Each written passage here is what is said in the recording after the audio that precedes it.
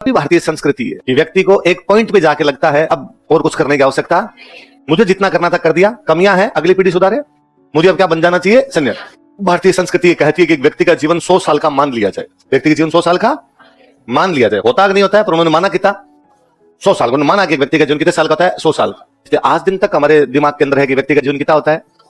इसलिए आज भी गांव में डेथ होती है, भले वो 60 साल में और भले 40 साल में और भले 70 साल में, गांव वाले कहते हैं 100 वर्ष पूरा कर गया। कितने वर्ष पूरे कर गए? क्योंकि हमने जीवन को कितना माना था, तो हमें लगता था जीवन पूरा हुआ, इसका मतलब 100 वर्ष पूरे हो गए, क्योंकि हमने जीवन को कितने वर्षों का माना था 100 वर्षों। और हमने उसके 4 विभाग किए, 4 डिवीजन किए।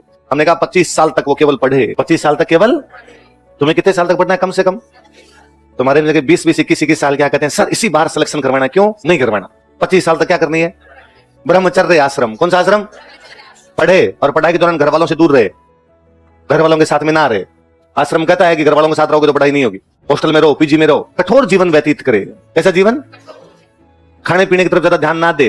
यहाँ स्टूडेंट आता 10 दिन बाद में, सर मैं ऑनलाइन करवा लूं क्या? क्यों करवा ले? यहाँ मेरे पानी सेट नहीं हो रहा है। घर में कौन सा बिस्लरी आ रही है तो अपने वो का वो उधर है, उल्टा यार जयपुर के अंदर बैठे अपने, नहीं सर मेरे खाना भी सूट नहीं कर रहा है। अरे तो ब्रह्मचर्य आश्रम का मतलब ये होता है। और अब तो ठीक है, कम से कम मिल तो जाता है सुबह शाम। हमारी पुरानी व्यवस्था तो कहती है कि जाओ सुबह सुबह गांव से मांग के लाओ, शिक्षा प्राप्त करो। क्या प्राप्त करो? इसलिए गुरुकुल में जो भी स्टूडेंट रहते ड्यूटी लगती और जाते, भले आप राजा के बेटे हो, भले आप किसी फकीर के बेटे हो, यदि गुरुकुल के अंदर पढ़ते हो तो डेली गांव के अंदर जाओगे, वहां से भिक्षा मांग के लाओगे। इससे एक तो आपका ईगो मरता, तो घमंड है ना किसी बात का कि मैं साहब फलान जी की औलाद हूं, वो खत्म हो जाती। जब झोली लेके जाते ना गांव के अंदर मांगने के लिए, उसमें भी आप में धैर्य आता। आप घर पे एक महिला है, रोटियां बना रही है, या कोई अपना बिलोना कर, बिलोना समझते हो, अपना काम कर रही है, या दूध ही गर्म कर रही है, चाय बना रही है, कुछ ही कर रही है, पर आपने बाहर से जाके आवाज लगा कि माते भिक्षाम देही, हे माता मुझे क्या दो, और उसने रुक जाए, बार काम कर रही। आप बाहर खड़े हैं, आपको 10 मिनट में आपने वापस कहा माते भिक्षाम देही, उसने वापस कहा कि क्या लगा रखा है, क्या जना आ रही हूं मैं। धैर्य पनपता है। जीवन में से कई संकट आएंगे जब लोग इंतजार करवाएंगे, उछलना नहीं है, इसी प्रकार खड़े रहना है चुपचाप। छोटी उम्र से यदि आप में ये सब गुण विकसित किए जाएं तो बंदा अपने आप सीख जाता है कि ना यार जल्दबाजी करने की आवश्यकता नहीं, सबके अपने अपने काम होते हैं। हमें छोटी उम्र में सिखाया नहीं जाता, इसलिए कोई 10 मिनट भी अपने को वेट करवा दे, अपने कपड़ों से बाहर आने के लिए तैयार हो जाते हैं। क्या तरीका है? उसके भी तो कोई काम चल रहा होगा। खूब सारी चीजें सिखाता था वो। कहता है कि साहब बिस्तर पे नहीं सोना, नीचे सोना है, बेड वेट नहीं लगाना। तो स्टूडेंट लाइफ में वास्तव में ऐसी होनी चाहिए कि नीचे बिस्तर लगाए पड़ गए। यहाँ स्टूडेंट को चाहिए नहीं साहब थोड़े अच्छे बेड वगैरह तो होने चाहिए, है ना। तो स्टूडेंट लाइफ तो वही होती है। अधिक आक्रामकता, अधिक विलासिता व्यक्ति की आक्रामकता कम करती है। क्या है बोलो दोबारा? अधिक विलासिता व्यक्ति की आक्रामकता, लग्जरी अग्रेसिवनेस को कम कर देती है। आप में वो फिर अग्रेसिवनेस नहीं आ पाती कभी, क्यों? पढ़ने वाला वो जुनून और वो जो होता है। यहां मैं स्टूडेंट को देखता हूं कि कल क्यों नहीं आया था, थोड़ा थोड़ा बुखार था, तो मुझे लगता रह जाता हूं आज घर पे, पेट दुख रहा था, थोड़ा सा यूं रात को मैं आया था तो थोड़ी थकान सी महसूस कर रहा था, गांव से आया ही था। क्योंकि विलासी हो गए हो तुम।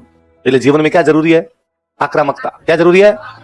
और इस 25 साल की उम्र तक तो होनी चाहिए। आदमी को लगे धार फाड़, ऐसी बुखार को तो मैं क्या धारू हूं, ऐसी बुखार तो चले, तो इस उम्र में तो वो होना चाहिए। मैं स्टूडेंट के बारे देता हूं, जुकाम में नहीं आता सर, जुकाम थी बहुत ज्यादा। यार जुकाम ऐसी बीमारी है जो टेबलेट ले तो 7 दिन में ठीक होती है, नहीं ले तो 1 सप्ताह में ठीक होती है। क्यों लोड लेना आपने, हो आ जाएगी ठीक यार अपने आप के अंदर। उन्होंने कहा 25 साल तक ब्रह्मचर्य आश्रम है। अब 25 साल का तू हो गया, ब्रह्मचर्य मतलब पढ़ाई कंप्लीट, अब क्या कर, गृहस्थ आश्रम है। और 25 से 50 तक शादी कर, बच्चे पैदा कर, रुपए कमा, घर वालों को रुपए कमा के दे, जितना घर वालों के लिए कर सकता हो सारा कर। जब तू 50 का होगा तब तेरी अगली पीढ़ी तैयार होने लग जाएगी। तो अब इस घर के जंजाल से बाहर निकल, घर वालों के लिए जितना करना था कर दिया, अब समाज के लिए कर। वानप्रस्थ आश्रम। कौन सा आश्रम था? समाज के लिए क्या करूं? देख गांव में पेड़ पौधे कितने लगे हुए, नहीं लगे हुए तो लगा। देख कि गांव वाला जो रास्ता है उस पर कोई कंकड़ पत्थर तो नहीं है, साफ है या रास्ता नहीं है। देख कि गांव की गौशाला के अंदर गायों की सेवा होती है कि नहीं होती है। देख कि गांव की स्कूल के अंदर बच्चे ढंग से पढ़ते हैं कि नहीं पढ़ते हैं। देख कि गांव के अंदर पानी की व्यवस्था प्रॉपर होती है कि नहीं होती है। देख कि गांव के अंदर लोग लड़ाई तो नहीं करते हैं कहीं। देख कि बच्चों के अंदर नई पीढ़ी में संस्कार आ रहे हैं कि नहीं आ रहे हैं, और नहीं आ रहे हैं तो सिखा। तूने 50 साल तक जो सीखा है वो, अब तेरी जीवन हो जाएगा 75 वर्ष का। कितना हो जाएगा? अब छोड़ दे सब कुछ, समाज भी छोड़, घूम, संन्यास धारण कर। सन्यासी वह है जो एक जगह पे लगातार 3 दिन नहीं रुकेगा। एक जगह पर लगातार, क्या पता आप एक जगह पे लगातार 3 दिन रुको, फिर उस जगह से मोहब्बत हो जाए।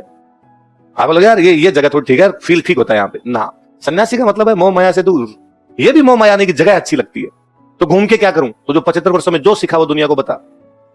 इसलिए आज दिन तक हमारे दिमाग में है कि सन्यासी आता तो लोग मिलने के लिए जाते हैं कि बाबा जी 2 बात तो बताई सी, क्योंकि हमारी व्यवस्था ये कहती थी कि सन्यासी यही बताने के लिए आते हैं कि हमने 75 वर्षों में क्या क्या सीखा है। अब सोचिए एक राजा जो इतने बड़े साम्राज्य का अधिपति रहा होगा, अपने अंतिम समय में सोचता है कि मैं सब कुछ छोड़ के सन्यासी बन जाऊं। लोगों से थोड़ा बहुत नहीं छूटता। आजकल के नेता यूं व्हील चेयर पे भी टिकट मांगते हैं, कोई एमएलए का टिकट दे दे, कोई एमपी का टिकट दे दे, कोई मंत्री बता दे। साम्राज्य के साम्राज्य लिए बैठे थे और एक दिन जी मेरे बेटे का तू संभाल, मुझे यहां पर रहना। इसीलिए भारतीय संस्कृति बाहर वालों के लिए बड़ी कौतूहल का विषय रही। उनको बड़ा अमेज करता था वो, क्या ऐसे कैसे हो सकता है, कोई सब कुछ छोड़ कैसे सकता है। छोड़ना बहुत बड़ी चीज होती है ना। ये व्यक्ति प्राप्त करना चाहता है, ये भी दे दो, ये भी दे दो, ये भी दे दो, पर एक के पास सब कुछ है और उसने एक दिन कहा कि नहीं चाहिए। ये तो क्या आपके पास है ही नहीं, हो ही फकीर, और फिर आपको मैं सब कुछ छोड़ रहा हूं। क्या छोड़ने के लिए भी तो होना चाहिए ना कुछ। पर एक व्यक्ति ने सब कुछ कमाया और उसके बाद सब कुछ छोड़ दिया। जैसे बापा रावल जैसे लोग हैं, इसलिए आज दिन तक हम याद करते हैं। हम कहते हैं साहब मेवाड़ के राजाओं में जब भी कभी होगा कि सबसे पहला बड़ा राजा कौन हुआ था, तो वो कौन हुआ होगा?